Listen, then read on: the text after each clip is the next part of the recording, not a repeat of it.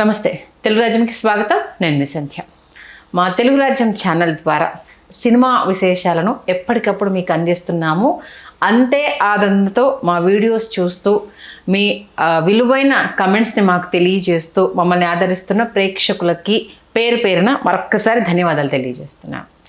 చిరంజీవి గారికి సంబంధించి, సినిమాకి సంబంధించి ఈ సంవత్సరంలో విడుదలయ్యి బ్లాక్ బస్టర్ హిట్స్ అయినవి, చెరగని ముద్ర వేసుకున్నవి, ఇలా అనేక అంశాలను ఎప్పటికప్పుడు మీకు అందించే ప్రయత్నం చేస్తున్నాము. మిమ్మల్ని ఇంకా అలరించడానికి సరికొత్త కార్యక్రమాలతో మేము ముందుకు రాబోతున్నాము. ఈ నేపథ్యంలో వైజయంతి మూవీస్ అశ్విని దత్ గారు, అలాగే చిరంజీవి గారితో మొట్టమొదటిగా జగదేక వీరుడు అతిలోక సుందరి సినిమా తీసిన విషయం తెలిసిందే. తుఫాన్ని కూడా తట్టుకొని ఆ తుఫాన్ వెలిసిన తర్వాత ఏ రేంజ్లో ప్రభంజనం సృష్టించింది అనేది మనందరికీ తెలిసిందే. ఆ తర్వాత వీరిద్దరి ప్రయాణం ఎన్ని సినిమాల వరకు కొనసాగింది, అటు అశ్విని దత్ గారి కాంబినేషన్ అంటే వైజయంతి మూవీస్ చిరంజీవి గారి కాంబోలో ఎన్ని సినిమాలు వచ్చాయి, ఆ తర్వాత ఆ ప్రయాణం ఎందుకు ఆగిపోయింది, ఈ ఇత్యాది విషయాలు తెలుసుకునే ప్రయత్నం చేద్దాం. చరిత్రకారులు, సినీ రాజకీయ విశ్లేషకులు చిలకడ శ్రీకాంత్ గారు మనతో ఉన్నారు. ఆయన మాటల్లో. శ్రీకాంత్ గారు నమస్తే. నమస్కారం సార్. జగదేక వీరుడు అతిలోక సుందరి, అటు అశ్విని దత్ గారికి కావచ్చు, రాఘవేంద్రరావు గారు కావచ్చు, అలాగే మెగాస్టార్ చిరంజీవికి, సినిమా ఇండస్ట్రీకి అదెంత పెద్ద హిట్ అనేది మనందరికీ తెలిసిన విషయమే. మరి వీరిద్దరి కాంబినేషన్లో హిట్ అయిన ఫస్ట్ సినిమా నుంచి ఆ తర్వాత నెక్స్ట్ సినిమా ఏమొచ్చింది, ఎన్ని సినిమాలు, అఫ్కోర్స్ అది నాకు తెలుసు, బట్ మీ మాటల్లో చెప్పిద్దామనేసి, ఎన్ని సినిమాలు ప్రయాణం చేశారు, ఎందుకు ఆ ప్రయాణం ఎక్కువ సినిమాల వైపు దారి తీయలేదు? వాస్తవానికి ఏంటంటే అశ్విని దత్ గారి డేట్లు ఆయనకు వచ్చే సమయానికి ఒక 5 సంవత్సరాల కాలం ఉందండి. మన జగదేకుడు అతిలోక సుందరి నుంచి చూడాలనుంది మధ్యలో. ఈ మధ్యలో 2 సినిమాలు ప్రారంభించి ఆగిపోవడం అనేది బాధాకరమైన విషయం. ఓకే. ఆ రెండిట్లో ఒకటి, చాలామంది అభిమానులు ఎంతో కాలంగా చిరంజీవి గారు, సింగీతం శ్రీనివాసరావు గారి దర్శకత్వంలో ఆయన నటించాలి, కనిపించాలి అని కోరుకున్నటువంటి సినిమా. అది భూలోక వీరుడు. టబూను చిరంజీవి గారి మీద ఇళయరాజా గారు స్వరపరిచిన పాటతో ప్రారంభించారు. కారణాంతరాల వల్ల అది పూర్తి కాలేదు. అప్పట్లోనే ఆ ఒక్క ప్రాజెక్టుకి ₹1 కోటి ఖర్చు అయింది. ఏది అప్పటిదాకా చేసినటువంటి దానికి ఆగిపోయింది. ఎందుకు ఆగిపోయిందంటే కథపరంగానో లేకపోతే మిగతా ఏ విషయాలు ఏవి తెలియలే. సరే అని ఆ చిరంజీవి గారు ఏం చేశారంటే వెంటనే సినిమా ప్రారంభిద్దాం, ఎవరితో చేద్దాం, కొత్తగా చేద్దాం అని ఆలోచించి రామ్ గోపాల్ వర్మ గారికి అవకాశం ఇచ్చారు. రామ్ గోపాల్ వర్మ గారికి అవకాశం ఇస్తే ఆయన వచ్చి మణిశర్మ గారు మొట్టమొదటి చిరంజీవి గారికి స్వరపరిచింది ఆ సినిమాకే. ఓకే. ఆ పాటతో చిరంజీవి గారు, ఊర్మిళ గారు చాలా బాగుంటారు చిరంజీవి గారు. ఆ పాట మీరు చూసారు లేదో నాకు తెలియదు. పోస్టర్ చూసాను, పాట చూడలేదు. ఆడియో పోస్టర్ చూసాను. అది పాటతో మొదలు పెట్టారు. పాట పూర్తయిన తర్వాత ఈయన దౌడ్ అని హిందీ సినిమా తీస్తూ సంజయ్ దత్ గారు జైల్లో ఉన్నారు. అవును. జైలు నుంచి సంజయ్ దత్ గారి బెయిల్ మీద వచ్చారు. వచ్చేటప్పటికి ఈ సినిమాకి డేట్లు కేటాయిద్దాం అనుకుంటున్నాను, ఈయన ఇట్లా పూర్తి చేసుకుని ముంబై వెళ్ళిపోయాడు రామ్ గోపాల్. ఈ సినిమా విడిచిపెట్టి ముంబై వెళ్ళిపోయాడు. ఓకే. మళ్ళీ అగమ్యగా వచ్చిన పరిస్థితి, ఏం చేయాలి ఇప్పుడు అని మళ్ళీ ఆగి ఆలోచిస్తున్నారు. ఈలోపు చిరంజీవి గారి సెకండ్ ఇన్నింగ్స్ మొదలైంది, హిట్లరు, ఈ మాస్టరు, ఈ సమయం అనమాట. అప్పుడు చిరంజీవి గారి పిలిచి అశ్విని దత్ గారికి చెప్పారు, గుణశేఖర్ని పెట్టుకో, గుణశేఖర్ ఒక లైన్ చెప్పాడు, చాలా బాగుంది, ఈ లైన్ మీద వర్క్ చేసి చేయండి అని చెప్పారు. అది చూడాలనుంది. వాస్తవానికి చూడాలనుంది మొదటి పేరు ఏంటంటే, ఈయన రకరకాల పేర్లు అశ్విని దత్ గారు అనుకుని ఆంధ్రావాలని పెడదామని. ఆంధ్రావాల పాటలో కూడా మీకు మన రామాచిలకమ్మ పాటలో ఆంధ్రావాల అనే ప్రస్తావన ఉంటుంది. వాళ్ళు కూడా ఆంధ్రావాల అని డైలాగుల్లో చెప్తారు కాబట్టి ఆంధ్రావాలని పెడదాం, చాలా ఫోర్స్గా పవర్ఫుల్గా ఉంటుందంటే చిరంజీవి గారు సస్యమేర ప్రేక్షకుల అంచనాలు పెంచే విధంగా వద్దు టైట్లు, సాఫ్ట్ టైట్లు, చిరంజీవి గారి సూచించిన టైట్లు. గుణశేఖర్ గారు, చిరంజీవి గారు కూర్చుని ఈ కథలో ఉన్న ఎమోషన్ ఏదైతే ఉందో ఆ ఎమోషన్ దృష్ట్యా చూడాలనుంది అనే టైటిల్ చాలా బాగుంటుందని ఆ చూడాలనుంది టైటిల్ తీసుకున్నారు. ఇక్కడ బాబు కోసం తప్పన బాబుని చూడాలనుకున్నారు కాబట్టి అది చూడాలని ఓకే అయింది. ఈ సినిమాకు సంబంధించి నాకు బాగా నచ్చినటువంటి ప్రేక్షకులు బాగా మెచ్చినటువంటి అంశం చోటాకి నాయుడు గారి ఫోటోగ్రఫీ. ఆయన అఖిలా క్రేన్తో చేసినటువంటి ప్రయోగాలు, శ్రీరాములయ్య, గణేష్, ఈ 2 సినిమాలకు వాడారు. తర్వాత చూడాలనుందిలో చాలా విస్తృతంగా అఖిలా క్రేన్ని, గణేష్లో నాకు గుర్తున్నందుకు ఫస్ట్ సాంగ్ ఆదాబర్సి సాంగ్లో యూజ్ చేశారు. ఓకే. శ్రీరాములయ్యలో ఒక పాటకు సంబంధించి స్తూపం ఉంటుంది, ఆ స్తూపాన్ని అఖిలా క్రేన్తో చేశారు తప్ప మిగతా సినిమాలో ఎక్కడ సింహభాగం కాదు కదా, నామమాత్రంగా కూడా ఉపయోగించలేం. కానీ చూడాలనేందుకు వచ్చేటప్పటికి చోటాకి నాయుడు గారు దాన్ని కనీ విని ఎరుగిన విధంగా ఆయన వినియోగించిన తీరు. అప్పట్లోనే అది 2,80,00,000 అండి అఖిల క్రేన్. ఆ 2,80,00,000 అదేంటంటే 80 అడుగుల ఎత్తుకు వెళ్తుంది. 80 అడుగుల ఎత్తుకు వెళ్ళిన తర్వాత 360 డిగ్రీస్ రేడియస్లో అది 200 అడుగుల వరకు కవర్ చేస్తుంది. అట్లా అఖిల ఎకరాన్ని తీసుకుని అక్కడ అప్పుడు ఏంటంటే 20% ఇది ఉండేదండి. ఆ ఇతర రాష్ట్రాల్లో 20% మాత్రమే షూటింగ్ చేయాలి, అంతకుమించి చేయకూడదు అనేటప్పటికీ చిరంజీవి గారు, అశ్విని దత్ గారు, చోటా గారు, గుణశేఖర్ గారు కూర్చుని కలకత్తాలో మనం ఏమేమి షాట్స్ తీయాలి ఎక్స్టీరియర్ అని చెప్పి సరిగ్గా 9 రోజులు తీశారండి. 9 రోజులు చేశారు షార్ట్స్. ఓకే. ఎలా చేశారంటే మరీ ముఖ్యంగా యమహానగరి కలకత్తాపురి ఆ పాట ప్యాక్డ్గా మీకు కంప్లీట్ కలకత్తా అందాన్ని తెర మీదకు తీసుకొచ్చినటువంటి పాట.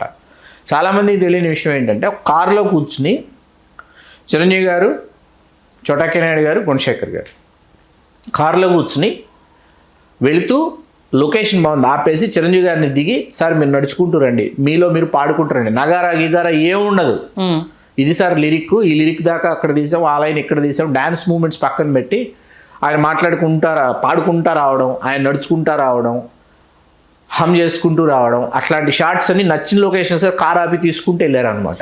చాలా మందికి తెలియదు ఈ విషయం. చాలా న్యాచురల్గా ఉంటుంది. మీరు చిరంజీవి గారు ఎంత న్యాచురల్గా ఉంటారో. ఆయన పేరు కూడా భిన్నంగా రామకృష్ణ అని పెట్టారు సినిమాలో పేరు. ఈ సినిమాలో ఒక్కొక్క సాంగ్కి గుణశేఖర్ గారు ఒక్కొక్క థీమ్ అనుకున్నారు.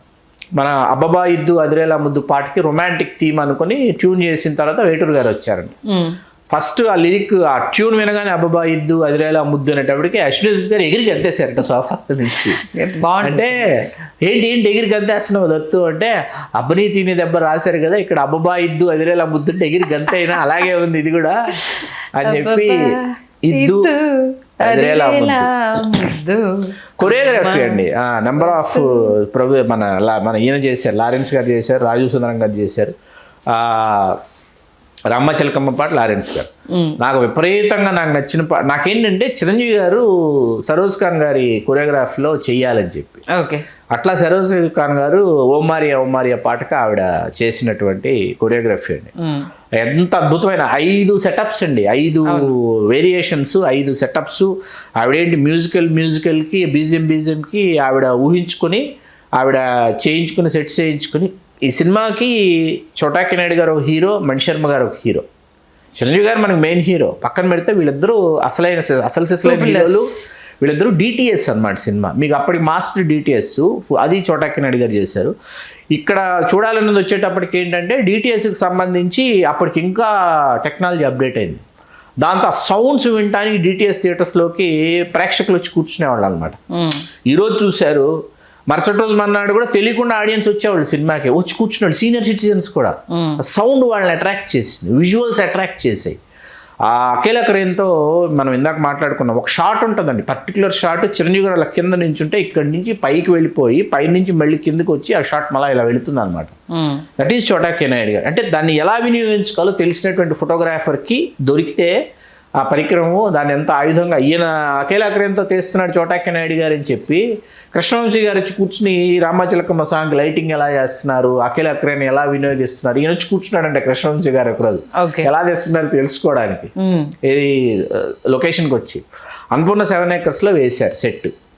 కంప్లీట్ అపార్ట్మెంట్స్కి సంబంధించి చార్ల్స్ అంటారు, ఈ చార్ల్స్ కైండ్ ఆఫ్ ఇది అపార్ట్మెంట్ సెట్ వేసి దివాకర్ బాబు గారి సంభాషణలు ఇవన్నీ కూడా సినిమా నెక్స్ట్ లెవెల్కి తీసుకెళ్ళిపోయి మన మాస్టర్ తేజ సజ్జా సినిమాలో ఆయన మొదటి సినిమా తేజ సజ్జా మొదటి సినిమా విఎఫ్ఎక్స్ని వినియోగించుకున్న తీరు, విఎఫ్ఎక్స్ని కూడా చాలా అద్భుతంగా సినిమాలో సింబలే పాటలో ఉపయోగించుకున్న తీరు. తెలియకుండా సినిమా ఎప్పుడు ప్రారంభమవుతుందో ఎప్పుడు అయిపోతుందో తెలియదు అనమాట. ఇద్దరు గురించి అసలు అంజనా జయవేరి దానికన్నా సౌందర్య గారితో ఉన్న ఆ కామెడీ సీన్స్ కావచ్చు, ఆ లవ్ ట్రాక్ కావచ్చు, ఆవిడ అమాయకత్వంతో ఈయన కామెడీ జనరేట్ చేయడం కావచ్చు, అది అద్భుతం అసలు.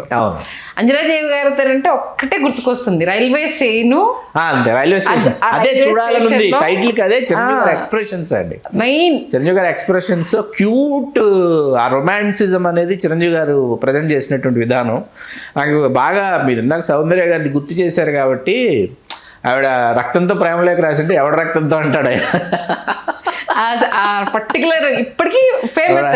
ఎవడ రక్తంతో అంటాడు ఆయన. అదే కుమారి కుమారి నేను చూస్తే పోతుంది మతి, నాకేదేదో అయిపోతుంది అనుకుంటే డైలాగ్ వస్తుంది, సడన్ గుర్తుకు రావట్లేదు నాకు. పోయింది వాడు అయిపోయా అదో గతి అంటూ ఈయన కౌంటర్ ఇవ్వడం. మీకు ఏంటి చెప్పిన అర్థం కాదంటే ఆవిడ లోపలికి అలిగి వెళ్ళిపోవడము భలే ఉంటుంది కామెడీ, వాళ్ళిద్దరి కాంబినేషన్. నెక్స్ట్ ఎంఎస్ గారిది బ్రహ్మానందం గారి వేరే లెవెల్. అద్దెలకి వెళ్తూ ఉంటే అక్కడ ఆంధ్ర వాళ్ళు వెళ్ళి అక్కడ వాళ్ళను అమ్మ అనుకుంటూ అడగడము. బ్రహ్మాజీ గారు ఆహుతి ప్రసాద్ ఇన్ని మాట్లాడుకుని వాడు సామాన్యుడు కాదు, ప్రకాష్ రాజ్ గురించి మాట్లాడుకోకపోతే ఎలాగండి, ధూళిపాళ్ళ గారి గురించి మాట్లాడుకోకపోతే లేదు. ధూళిపాళ్ళ గారు చిరంజీవి గారు తండ్రి కొడుకులుగా అగ్ని సంస్కారం అని సినిమా చేశారు. ఓకే, పురోహితుడైన తండ్రి, ఆ పురోహితుడి కొడుకుగా చిరంజీవి గారు. పాపం ఆ సమయంలో శంకరాభరణం సమయంలో కొట్టుకుపోయిన సినిమా అండి, నాకు బాగా గుర్తున్నంతలో. చాలా మంచి సినిమా, రిజర్వేషన్స్ ప్రశ్నించిన సినిమా. చిరంజీవి గారి కోర్ట్ రూమ్ సీన్స్ ఉంటాయి, చిరంజీవి గారు జంధ్యం పట్టుకొని చెప్పే డైలాగ్ సీన్ బ్రాహ్మడిగా చేశారు అప్పుడు ఆయన. మళ్ళా ధూళిపాళ్ళ గారు ఉన్నాయి, గతంలో కొన్ని సినిమాలు ఉన్నాయి, కానీ ఇందులో ధూళిపాళ్ళ గారు చేసినటువంటి ఒక గాడ్ ఫాదర్ లాంటి ఒక పాత్ర. ప్రకాష్ రాజ్ గారు. ఇక ఇక్కడ ఒక సామ్యం చెప్పాలండి, అంతఃపురం చూడాలని రెండు ఒకటే కథలు తెలుసా మీకు? అంతఃపురం చూడాలని ఉంది.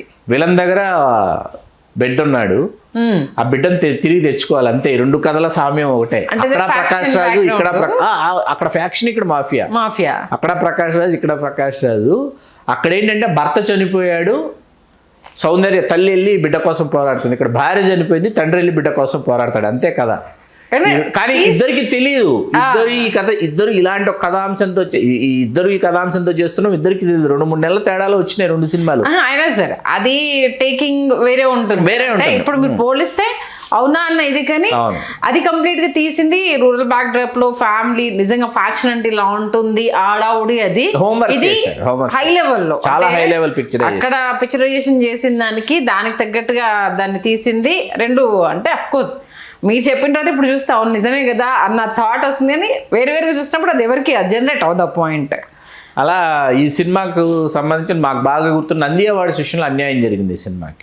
అది మరీ ముఖ్యంగా సినిమాటోగ్రఫీకి చోటా నాయుడు గారికి అందరూ ప్రేక్షకులందరూ ఆయనకి సినిమాటోగ్రఫీకి సంబంధించి నంది అవార్డు వస్తుంది అనుకుంటే, మన విన్సెంట్ గారు ఆయన తనయుడు జైనన్ విన్సెంట్ గారికి ప్రేమంటే ఇదే సినిమాకి ఆయన ప్రకటించారు. ఓకే, అది ఎట్లాగా ప్రకటిస్తారు, మీరు ఇప్పుడు కమిటీలో ఉండకూడదు. మీ అబ్బాయి సినిమా వస్తున్నప్పుడు ఏది పోటీకి మీరు కమిటీ నుంచి తప్పుకోవాలి. మీరు ఎట్లా మీ అబ్బాయి సినిమాకి మీరు ఇస్తారని చోటా నాయుడు గారు ప్రశ్నించారు కూడా ఆ సమయంలో. అది కొంత అన్యాయం జరిగిన మాట వాస్తవం, చూడాలనుంది సినిమాకి. తర్వాత కర్నూలు, అంటే అప్పుడు 19 కేంద్రాల్లో రాయలసీమలో 100 రోజులు ఆడిందండి సినిమా. అప్పటి వరకు రాయలసీమలో ఉన్నటువంటి కలెక్షన్లకు సంబంధించి అన్ని రికార్డులని చూడాలనుంది, ఇది తిరగరాసింది. అందుకని సత్యదినోత్సవ వేడుక కర్నూలులో చేశారు. కానీ ఎరుగని విధంగా కర్నూలులో జరిగింది సత్యదినోత్సవ వేడుక. లేట్ అయినా వైజయంతి మూవీస్ లో సెకండ్ సినిమా హిట్ ట్రాక్. ఇప్పుడు కలకత్తా బ్యాక్ డ్రాప్ అనేది, ఇప్పుడు జగదేకవీరుడు అనుకోండి, జగదేకుడతలో సుందరి దేవలోకం బ్యాక్ డ్రాప్, ఇదేమో కలకత్తా బ్యాక్ డ్రాప్. ఆ తర్వాత వచ్చిన ఇంద్ర వారణాసి మరియు రాయలసీమల బ్యాక్ డ్రాప్, ఈ 2 బ్యాక్ డ్రాప్ల ఇది. అలా తర్వాత మీకు 2002కు కానీ ఇది 98, 2002 సంబంధమే లేదు. అంటే మళ్ళా చిరంజీవి గారు ఇంకో ఇన్నింగ్ స్టార్ట్ చేయాల్సి వచ్చింది 4 సంవత్సరాలు బట్టి. అక్కడ ఏంటంటే అన్నయ్య సినిమా తర్వాత మృగరాజు, డాడీ, శ్రీ మంజునాథ లాంటి దృశ్యకావ్యాలు, కళాఖండాలన్నీ వచ్చిన తర్వాత మీకు ఏమైందంటే ఫ్యాక్షన్ కత్తో చిరంజీవి గారు సినిమా చేస్తే ఆడుతుంది నమ్మిన వ్యక్తి పరుచూరు గోపాలకృష్ణ గారు. అందుకని అశ్విని దత్ గారు ఏం చేశారంటే, గోపాల్ గారు, అశ్విని దత్ గారు వీళ్ళు మొదట చిన్ని కృష్ణ గారు చెప్పిన తర్వాత, కథ విన్న తర్వాత ఏంటంటే, గోపాల్ గారు ఇది ఫ్యాక్షన్ కథే కదా అన్నారు. చిన్ని కృష్ణ గారు చెప్తున్నది ఏంటి, అన్నవరం బ్యాక్డ్రాప్లో చెప్తున్నారు కదా అదే అని. గోపాలకృష్ణ గారు మాత్రం చిరంజీవి గారు చేస్తే మాత్రం ఫ్యాక్షన్ ఆడుతుంది, ఈ ఒక్కటి చేసేస్తే చిరంజీవి గారి క్యారెక్టరైజేషన్స్లో ఇది ఫుల్ఫిల్ అవుతుందని చెప్పి చిరంజీవి గారి దగ్గరికి కథ తీసుకెళ్ళినప్పుడు పరుచూరు గోపాలకృష్ణ గారు చెప్పింది ఏంటంటే, సార్ ఇప్పుడే మార్కెట్ నుంచి మాంసం తీసుకొచ్చాం, ఇంకా కూర వండలా, మసాలా వేయలా, అలా ఉంటుంది వినండి అన్నాడు ఆయన. చిరంజీవి గారిని చెప్పండి అన్నాడు. చెప్పిన తర్వాత చిరంజీవి గారికి నచ్చి చిరంజీవి గారు ఓకే చేశారు. పరుచూరు వెంకటేశ్వర గారు, చిన్ని కృష్ణ గారు కాశీ వెళ్ళారు, మాటలు రాసుకుని వద్దాం, సెకండ్ హాఫ్ రాసుకుని వద్దాం. వెళ్ళిన తర్వాత కాశీ బ్యాక్ డ్రాప్ వచ్చింది. అక్కడ పాత్రలు కొన్ని వచ్చాయి. నాకు ఇందులో మన ఆకుల శివ గారి భాగస్వామ్యం కూడా ఉందని అంటారు, నాకు దాని గురించి తెలియదు పూర్తిగా. మన రచయిత ఆకుల శివ గారి భాగస్వామ్యం కూడా ఉందని చెప్తారు. పర్చూర్ బ్రదర్స్ దగ్గర ఇప్పుడు ఆకుల శివ గారు కూడా సహాయ రచయితకి పనిచేస్తున్నారు. ఓకే. ఈ కామెడీ ట్రాక్కి సంబంధించి నాది తెనాలే మీది తెనాలే ఆకుల శివ గారు రాశారని చెప్తారు. తెనాలి వాస్తవంగా చిన్ని కృష్ణ గారి స్వస్థలం, ఆయన ఇంటి పేరు కూడా ఆకులే. ఓకే. ఆయన ఆకుల చిన్ని కృష్ణ. అక్కడికి వెళ్ళి చేసుకుని వచ్చారు. వచ్చి చిరంజీవి గారు గెటప్ విషయంలో చిరంజీవి గారు 4-5 గెటప్స్ చిరంజీవి గారు ట్రై చేశారు కూర్చుని. వైట్ అండ్ వైట్ గెటప్ అందరికీ నచ్చింది. యునానిమస్కి నచ్చిన తర్వాత విఎస్ఆర్ స్వామి గారు సినిమాటోగ్రాఫరు ఆయన. ఎందుకంటే గోపాల్ గారి సినిమాలకు వరుసగా సమరసింహారెడ్డి, నరసింహనాయుడు ఇవన్నీ ఆయనే చేస్తున్నారని విఎస్ఆర్ స్వామి గారిని తెచ్చారు. తెచ్చిన తర్వాత ఈ సినిమాకి ఇంద్ర కాదు టైటిల్ మొదట, తర్వాత ఇంద్ర అయింది. శంకర్ నారాయణ ఇంద్రగా మారేటటువంటి క్రమంలో వచ్చేటటువంటి ఫ్యాక్షన్ కథ గురించి, అందులో ఉన్న పాత్రలు సోనాలి బింద్రే గారు, ఆదిత్య అగర్వాల్ గారు, మొదటిసారి చిరంజీవి గారు మొదట 5 పాటలే అండి. మణిశర్మ గారు 5 పాటలే. ఇంకొక పాట ఆర్తి అగర్వాల్ కోసం కావాల్సి వచ్చింది. అరే మనకి ఇంకో పాట కావాలి, క్లైమాక్స్ సాంగ్ అయిపోతుంది అమ్మాయిది, ప్రీవియస్ ఇంకో సాంగ్ ఉంటే బాగుంటుంది అని చెప్పి అయ్యో అయ్యో పాట ఉంది కదా, చలికాలం చంపేస్తుంది, అది ఆర్పి పట్నాయక్ గారి చేత అప్పుడు ఆస్ట్రేలియా అదే కంపోజ్ చేసింది కూడా ఆర్పి పట్నాయక్ గారు. ఆస్ట్రేలియా టూర్ లో ఉన్నాడు మణిశర్మ గారు, అందుకని ఇంటర్వ్యూలో విన్నాను ఆర్పి పట్నాయక్ గారు చేశారు. బంబం బోలే శంకర్ మోగలే సీతారాం శాస్త్రి గారు రాశారు, మహాదేవ్ గారు పాడారు. ఇద్దరు హరిహరన్ గారు, శంకర్ మహాదేవన్ గారు. హరిహరన్ గారి వాయిస్ ఏంటంటే బేస్ లో ఉంటుంది, అది ప్రయోగం అండి, సంగీతంలోనే ఒక ప్రయోగం చేశాడు మణిశర్మ గారు. హై రేంజ్కి హై పిచ్కి వెళ్ళేటప్పటికి శంకర్ మహాదేవన్ గారు వాయిస్ ఉంటుంది, అందుకని బేస్లో వచ్చే లైన్స్ అన్ని హరిహరన్ గారి చేత పాడించి, హై పిచ్లో వచ్చే లైన్స్ అన్ని శంకర్ మహాదేవన్ గారి చేత పాడించి, మొదట పాట విన్నప్పుడు ఏంటంటే ఏమనుకున్నారంటే ఇద్దరు చిరంజీవులు ఏమన్నా ఉన్నారేమో, 2 వాయిస్లు వినిపిస్తున్నాయి హరిహరన్ శంకర్ మహాదేవన్ ఆడియో క్యాసెట్లో కూడా వాయిస్లు 2 వాయిస్లు వినిపిస్తున్నాయి అని ఒక లిటిల్ బిట్ కన్ఫ్యూజను. కాకపోతే ఏంటంటే అది మణిశర్మ గారు చేసిన ఒక అద్భుతమైనటువంటి ప్రయోగం. ఆ నిట్టింగ్ అండి, ఇంద్రా సినిమా ఏంటంటే నిట్టింగ్. మీకు గదర్ అప్పుడు ఊపేస్తుంది సినిమా, మీకు గదర్ ఆ ఊపేస్తున్న గదర్లో నుంచి ఆ హిందూ ముస్లిం ట్రాక్ తీసుకొచ్చి ఇందులో పెడితే బాగుంటుందన్న ఆలోచన ఒకటి ఎక్స్ట్రాడినరీ థాట్. దాన్ని తీసుకొచ్చి షౌకత్ అలీ ఖాన్ ఎపిసోడ్ ఏదైతే ఉందో పునీత్ ఇస్సార్ గారు చేసింది, అది తీసుకొచ్చి నాకు అస్సలు ఎంటైర్ సీన్లో చిరంజీవి గారు అది అసలు వెళ్ళి ఇలా తిరిగి తప్పు నా వైపు ఉంది కాబట్టి తలంచుకెళ్తున్నాను షౌకత్ అలీ ఖాన్ లేకపోతే అని చెప్పే డైలాగ్స్కి దాన్ని మనం సుదర్శన్ థియేటర్లో క్రాస్ రోడ్స్లో చూస్తుంటే ఉంటుందండి. అసలు వేరే అసలు వినిపించేటటువంటి పరిస్థితి కాదనమాట. అదేంటంటే అది విచిత్రమైన విషయం. అది వాస్తవానికి ఏంటంటే అది ఆ ఎపిసోడ్ షూట్ చేసేసారు, అయిపోయిన తర్వాత ఎడిటింగ్లో చూస్తున్నప్పుడు అశ్విని దత్ గారికి సందేహం వచ్చింది. ఆ సందేహం చిరంజీవి గారితో వెలిబుచ్చారు అశ్విని దత్ గారు. వీళ్ళిద్దరూ చూస్తున్నారు ఎడిటింగ్లో. ఏంటి, చిన్నపిల్లలు చిరంజీవి గారిని ఎక్కువగా అభిమానిస్తారు. చిన్నపిల్లలు ఎక్కువగా అభిమానించేటటువంటి చిరంజీవి గారి సినిమాలో ఒక చిన్నపిల్లాడిని పొడి చేసేటటువంటి తండ్రి పొడి చేస్తాడు కదా, పొడి చేస్తాడు. ఆ శవాన్ని తీసుకుని ఆ శవం అక్కడ పడేసి రమ్మంటే పడేసి వస్తాడు హరి గారు. అక్కడి నుంచి చిరంజీవి గారు భుజం మీద వేసుకుని అందరితో కలిసి వస్తారు. ఇది సీను. ఈ సీను ఈ ఎపిసోడ్ చిన్నపిల్లలకి సంబంధించి వాళ్ళు ఎక్కడైనా ఏమైనా ఇబ్బంది పడతారేమో, బాధపడతారేమో, ఇప్పుడు ఈ ఎపిసోడ్ తీసేయాలని, ఈ ఎపిసోడే లేకుండా సినిమా అదొక వెర్షన్ రెడీ అయింది. ఈ ఎపిసోడ్ లేకుండా చిన్ని కృష్ణ వచ్చారంట. వచ్చిన తర్వాత సెకండ్ హాఫ్ ఆర్డర్ వేయండి రైటర్ చూస్తున్నప్పుడు చిరంజీవి గారు దత్ గారు భోజనానికి వెళ్ళి వాళ్ళు వస్తున్నారు. ఆర్డర్ చూస్తే ఆర్డర్లో ఇది కనపట్టలేదు. ఇదేంటయ్యా తులసికోట సీన్ ఏది అంటున్నాడంటే చిన్ని కృష్ణ గారు. దత్తు గారును చిరంజీవి గారు చెప్పారండి, దత్తు గారు వచ్చి తీసేద్దాం అన్నారు. ఎలా తీసేస్తారయ్యా, ఇది తీసేస్తే సినిమా పోయింది అని బూతులంట చిన్న కృష్ణ గారు. పోయింది సినిమా, ఈ ఎపిసోడే సెకండ్ హాఫ్ ప్రాణం నడుస్తున్నాడండి ఎడిటింగ్ రూమ్లో. మెల్లగా చిరంజీవి గారు అశ్విని దత్ గారు వచ్చి నించునేటప్పుడు కామ్ అయిపోయి బయటికి వెళ్ళిపోయి కారెక్కాడండి. కారెక్కిన తర్వాత చిరంజీవి గారు అశ్విని దత్ గారితో అన్నారంట, ఒకసారి స్క్రిప్టు నాకు నీకు డైరెక్టర్కి ఏదో వెండిపళ్ళెంలో పెట్టించాడు కదా బాగుండు స్క్రిప్ట్ చిన్ని కృష్ణ, మీ ఆవిడ వెల్ ఎడ్యుకేటెడ్ అండి దత్తు గారు మిస్సెస్, మీ ఆవిడ జడ్జిమెంట్ చాలా కరెక్ట్గా ఉంటుంది దత్తు గారు, జగదేకుడు దత్తులకు సుందర్ టైంలో కూడా ఆవిడే సినిమా పెద్ద హిట్ అవుతుందని చెప్పి ఒకసారి మీ ఆవిడకి ఫోన్ చేసి ఆ ఎపిసోడ్ గురించి అడగండి అని చిరంజీవి గారు చెప్పారు. దత్తు గారు ఫోన్ చేశారు. వేసిన తర్వాత ఆ ఎపిసోడ్ లేకపోతే సోల్ మిస్ అవుతుంది సెకండ్ హాఫ్లో అన్నారంట ఆవిడ. నిజమే కదా మరి. ఆయన ఏంటంటే బయటికి వెళ్ళే ముందు, బయట నుంచి నువ్వు ఇంటికి వచ్చే ముందు తులసికోట కనపడాలి, నువ్వు దండం పెట్టుకొని బయటికి వెళ్ళాలి వీరశంకర్ రెడ్డి అని చెప్తా. ఆ డైలాగ్స్ అన్ని ఏంటంటే ఆ వాకింగ్ ఉంటుంది చిరంజీవి గారి.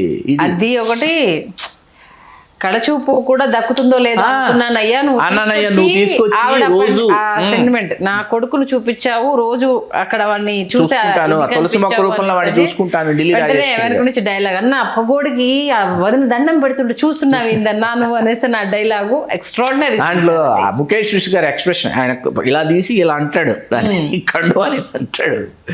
అలా అది తర్వాత రాయలసీమకి వెళ్ళిన తర్వాత భూమిని ముద్దాడు వెళ్తాడు చూడండి, సెకండ్ హాఫ్ హెలికాప్టర్ వెళ్ళిన తర్వాత కుర్చీ లాగి వాళ్ళ ఇంటికి వెళ్ళి ఆ సీన్లు డైలాగులు లేవు. ముందు ఆ ప్రేక్షకులు బ్రహ్మరథం దాని గురించి మీరు చెప్పట్లేదు. మీరు రియల్ గా ఆయన సినిమా షూటింగ్ తరలొచ్చిన అంశాన్ని కుప్పల్లో తీశారు. అది కుప్పల్లో వాస్తవానికి పరిటాల రవి గారు వెంకటాపురంలో తీయాలి, కుప్పానికి మార్చి కుప్పంలో తీశారు. అది తీసి అద్భుతంగా జనాలు పోటెత్తారు. ఎవరు షూటింగ్ కోసం తరలించినటువంటి జనాలు కాదండి, అది మెయిన్ చెప్పాల్సిన పాయింట్. ఎవరు షూటింగ్ కోసం తీసుకొచ్చినటువంటి జూనియర్ ఆర్టిస్టుల బృందాలో మరొకటో కానే కాదు, వాళ్ళు చిరంజీవి గారిని చూడటానికి తరలివచ్చినటువంటి జనం, అభిమాన గణం. అది మీ భాషలో చెప్పాలంటే. ఆ వచ్చిన తర్వాత ఆ కుర్చీ లాగి ఆ చెప్పేటటువంటి డైలాగ్స్ లేవు యాక్చువల్గా. ఇక్కడ ఏదో మిస్ అవుతుంది చిరంజీవి గారు, ఇక్కడ ఏదో మిస్ అవుతుంది అని పరుచూరి గోపాలకృష్ణ గారిని అడిగితే సై అంటే సెకండ్ గో హెడ్ను తీసుకెళ్తా. ఆ డైలాగులు కాశీకి వెళ్ళాను అనుకున్నారా, కాషాయం కట్టుకున్నారు కూడా ఈ డైలాగులండి. ఇప్పుడు మనం మాట్లాడుకుంటే చిన్నపిల్లలకి చాలా బాగుంటాయి అనుకోండి ఆ డైలాగ్స్. ఆ సమయానికి థియేటర్లో అద్భుతాలు అవన్నీ. అది చెప్పిన తర్వాత వెంటనే చిరంజీవి గారు ఇది కావాల్సిందే అని దత్తుగారి వైపు చూసి చిరంజీవి గారు సోనీ ఎరిక్సన్ ఫోన్ వాడేవారండి. దత్తుగారు ఇలాంటి ఫోన్ రేపు గిఫ్ట్గా ఇవ్వండి పరుచూరి గోపాలకృష్ణ గారికి అన్నారంట. పరుచూరి వెంకటేశ్వరరావు గారి కాంట్రిబ్యూషను, చిన్ని కృష్ణ గారి కాంట్రిబ్యూషను, గోపాలకృష్ణ గారి కాంట్రిబ్యూషను, చిరంజీవి గారి కాంట్రిబ్యూషను. ఎందుకంటే బంబం బోలే సాంగ్ మ్యాచింగ్ షాట్స్ ఇక్కడ అన్నపూర్ణ 7 acres జరిగాయండి. ఇది చెప్పాలి. ఎక్స్టీరియర్ కాశీలో చేసి ఇంటీరియర్ మనకి matching shots Annapurna 7 acres Kashi set వేసేసారు, హౌస్ సెట్స్ ఇన్ని వేసారు. ఆ రోజు ఎవరో అభిమానులు వచ్చారు, మహిళా అభిమానులు. నేను స్వామినాయుడు గారు ఈ మహిళా అభిమానులు తీసుకుని వీళ్ళని ఎలాగైనా కల్పించారు. పాపం బ్లడ్ డొనేట్ చేసిన డోనర్స్ వాళ్ళు మళ్ళీ వెళ్ళిపోతారు, మళ్ళీ రాలేరు. ఎలాగైనా చిరంజీవి గారితో ఫోటో తీయాలి. నేను తీసుకెళ్తే చిరంజీవి గారు షాట్లో ఉన్నారు.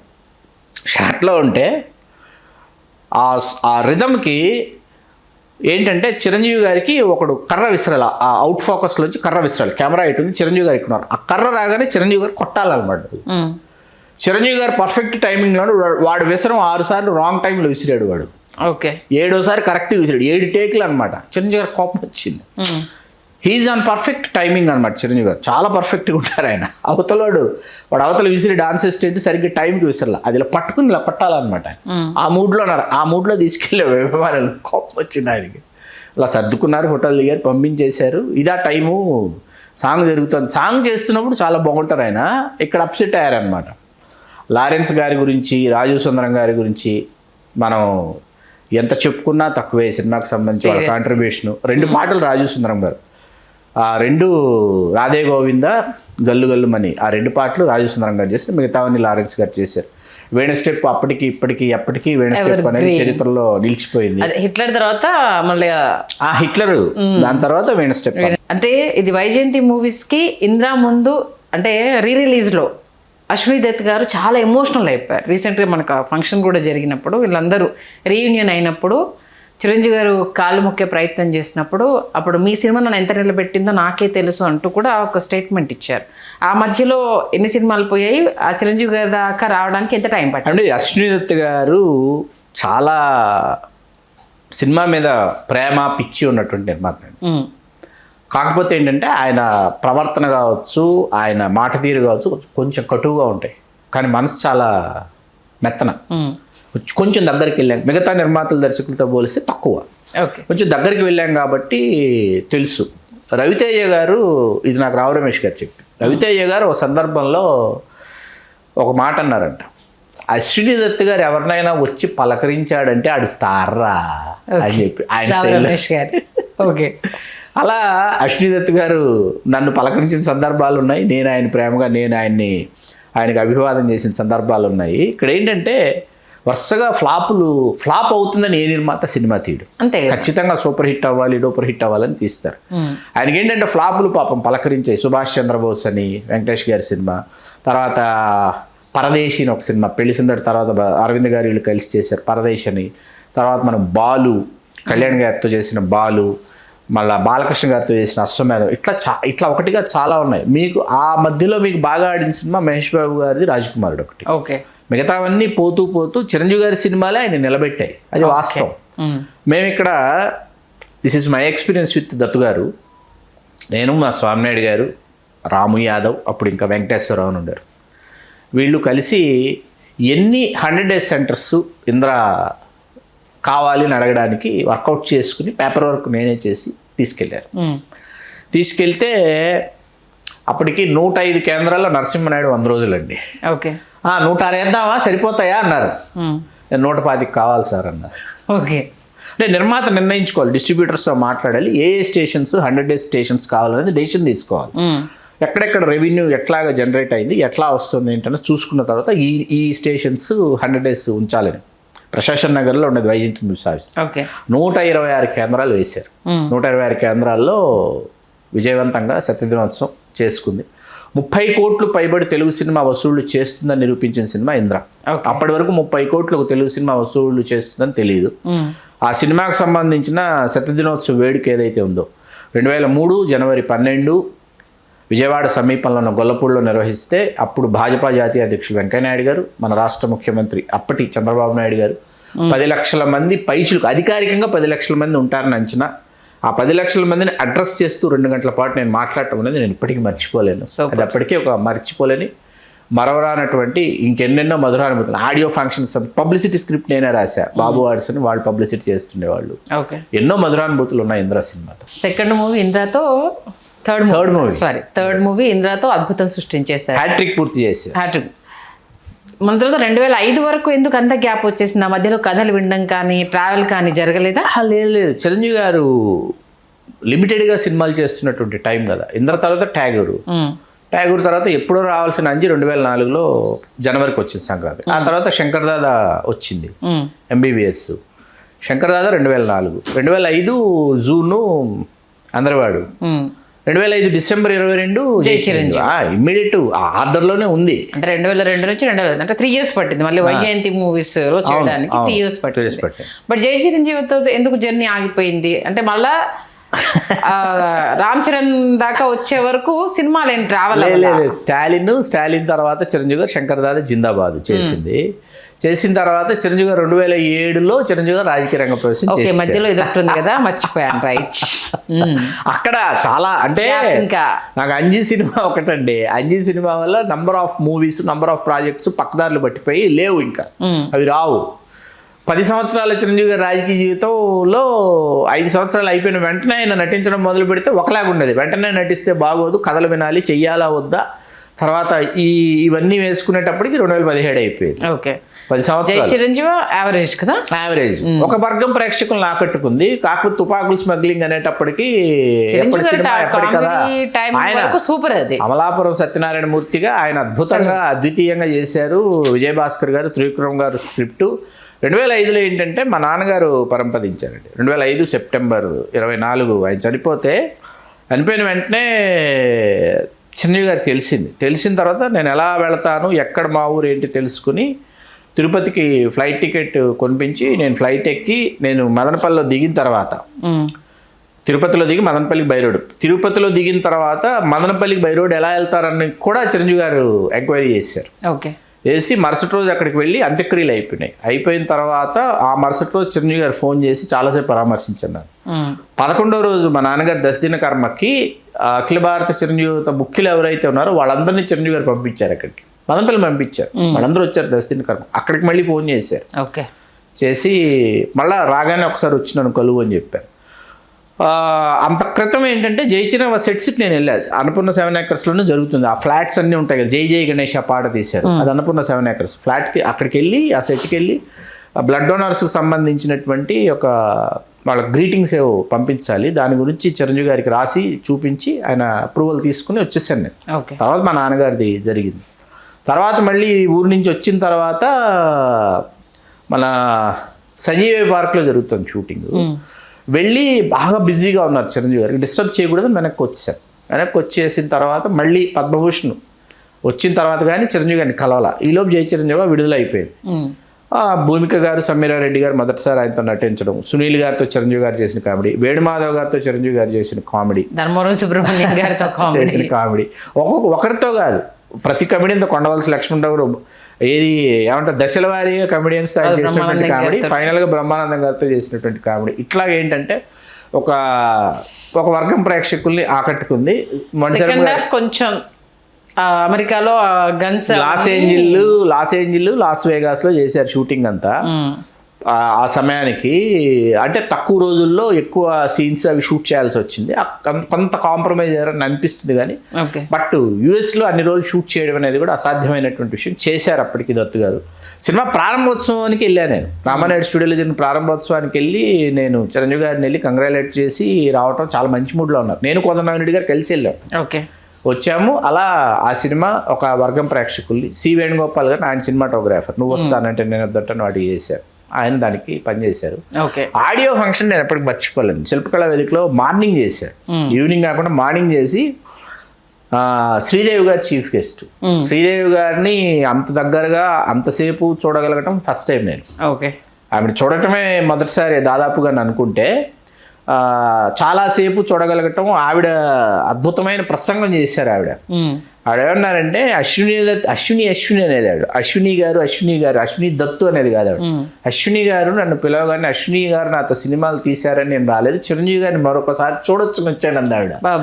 అని ఎందుకంటే మన మనసులో ఏముంటుందో మొహంలో అది ప్రతిఫలిస్తుంది అంటారు. అట్లా చిరంజీవి గారిని చూస్తే ఎప్పుడు ఇంత ఎనర్జెటిక్గా ఎట్లా ఉంటారు, ఇంత పాజిటివ్గా ఎట్లా ఉంటారు అన్నది నాకు అది తెలుసుకోవాలి అని అనిపిస్తుంది. అందుకని వచ్చాను ఫంక్షన్ చిరంజీవి గారిని మళ్ళీ చూడాలని.